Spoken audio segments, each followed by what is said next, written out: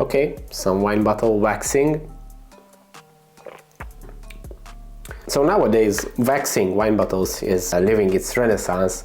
Lots of wineries are starting to do it, and lots of wineries have been doing it for a long time, and people really enjoy, especially the videos when they wax the bottles, because it has like this satisfying look. But other than that, they don't really affect the wine's aging potential. They seal pretty much the same way as the foils, and they obviously protect the cork. Some people think that it's a nicer way of packaging. I also do like them, but we also have to recognize that opening them sometimes can be a bit harder than just pulling off the foil. I think it's a stylistic choice, but definitely a cool way, and it gives this enhanced presentation. I'm curious, what do you think about wax seals? Do you like them more, or do you prefer the foil seals? This style of waxing is pretty rare. I never saw that only just the tip of the bottle is waxed. Usually it is waxed through to the level as the normal foil,